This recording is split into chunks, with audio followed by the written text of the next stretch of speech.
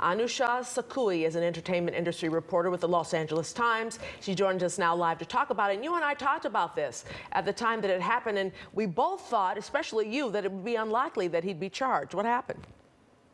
Well, I think you're seeing as well out of Hollywood today a lot of surprise about his being charged. I think that the DA did actually, hint that she might charge him. She suggested that he was going to be potentially among those charged. So, we knew that it was a possibility.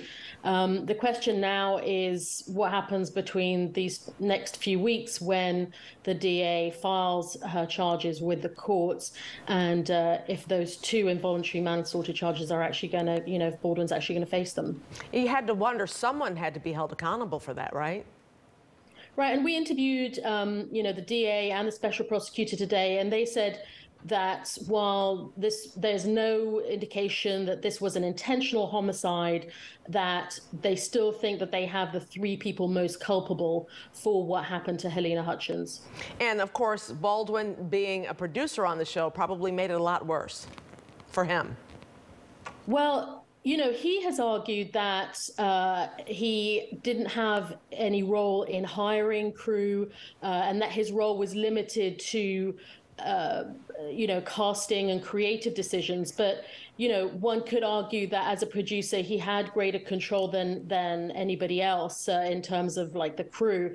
But, he's denied that so far. And he has himself also said that he looked to others such as David Halls, the assistant director, and Hannah Gutierrez-Reed, the armorer, to do their jobs. So he essentially blamed them. Anusha, what are we looking at moving forward? I know, of course, that his attorney is going to try to appeal that.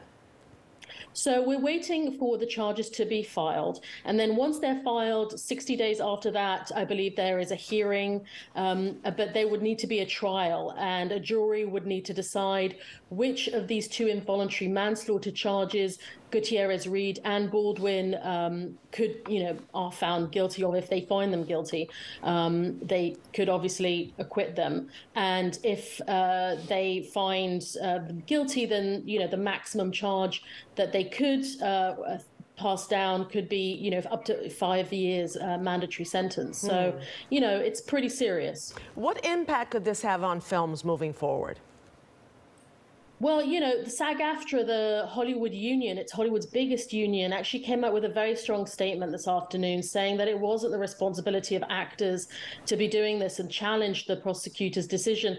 So I can imagine any actor that is in a Western and has to deal with a real weapon will be being very careful. And we have been hearing that already from film sets, that there has already been a shift towards away from using real guns. That's number one. And also a bit more safety precaution on sets, being so close to this accident. I think it's been a reminder to people how dangerous, using guns can be. Yeah, there are guns in all sorts of movies these days, that's for sure. Anusha, thank you so much. Appreciate it.